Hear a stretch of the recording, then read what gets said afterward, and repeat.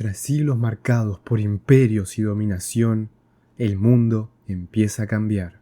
En distintos rincones surgen voces que empiezan a reclamar libertad, pueblos que ya no aceptan ser gobernados desde lejos. Y en medio de ese nuevo despertar, llegamos a Buenos Aires en 1810.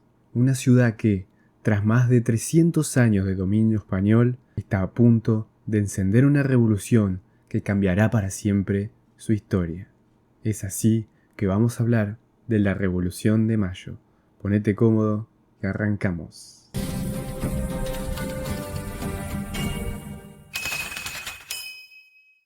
Antes de llegar a Buenos Aires, primero tenemos que ir hacia Europa. Estamos a comienzos del siglo XIX. El continente está en guerra. Napoleón Bonaparte, el hombre que puso de rodillas a casi toda Europa, invade España y obliga al rey Fernando VII a abdicar. En su lugar, Napoleón coloca a su hermano, José Bonaparte. Pese a esto, la corona española intenta resistir, organizando la Junta Suprema Central en 1808 para seguir gobernando en nombre del rey cautivo.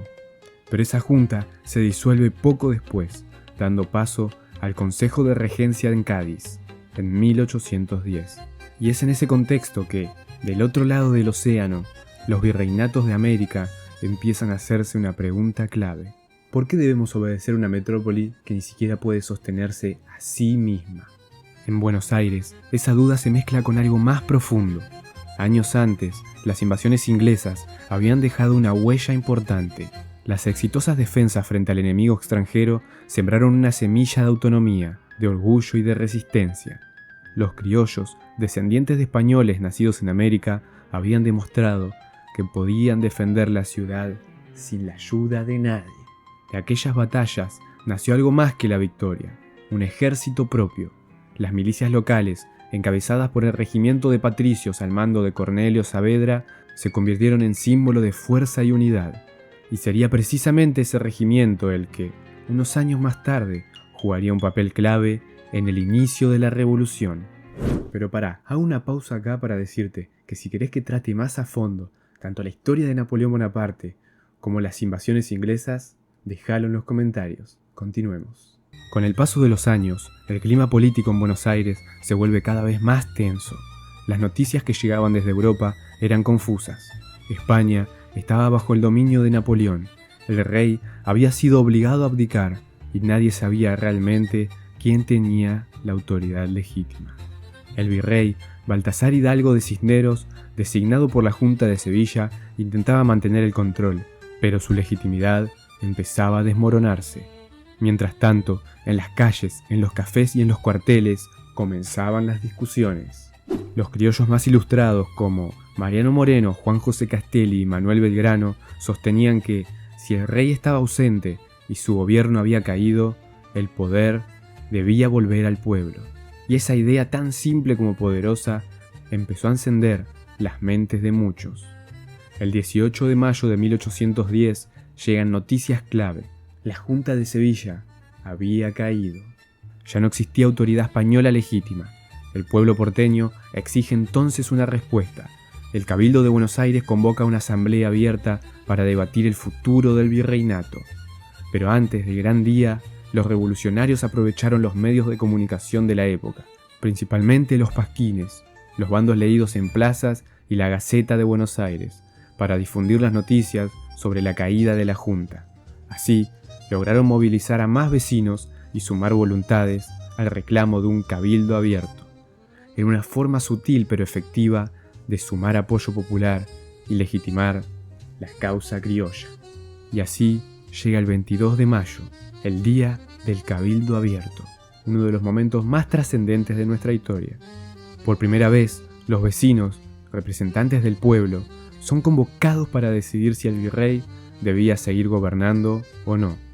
Algo a destacar es que, durante ese día, las milicias locales controlaron el acceso al cabildo para impedir que los sectores más leales al virrey, en su mayoría altos funcionarios, comerciantes españoles y miembros del clero conservador, pudieran ingresar y alterar la votación.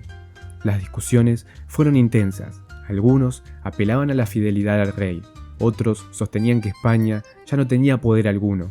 Las voces de Moreno y Castelli se alzan firmes. El pueblo tiene derecho a reasumir su autoridad cuando el soberano desaparece. El debate fue largo, tenso y al final la mayoría votó por la destitución del virrey. Sin embargo, Cisneros intenta aferrarse al poder y en un movimiento desesperado se autoproclama jefe del nuevo gobierno. La noticia corre rápido por la ciudad, las campanas repican, los rumores hierven y el pueblo estalla.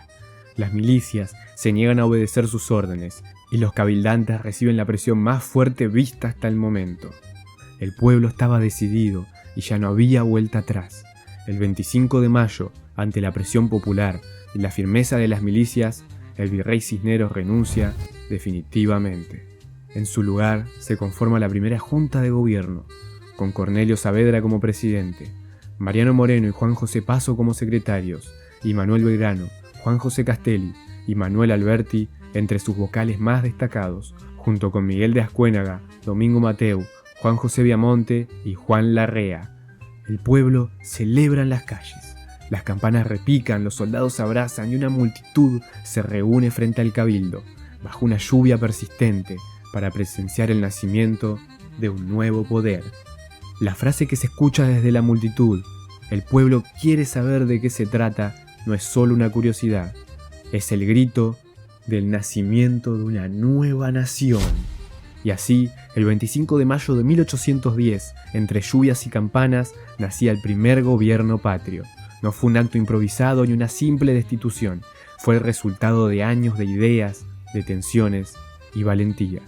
Desde las invasiones inglesas hasta las discusiones en los cafés, Buenos Aires había madurado una convicción: el poder debía nacer del pueblo. La primera junta no declaró la independencia, pero dio el primer paso para hacerla posible. A partir de ese día, nada volvería a ser igual. La Revolución de Mayo fue más que una fecha, fue un punto de quiebre, el inicio de una nueva identidad.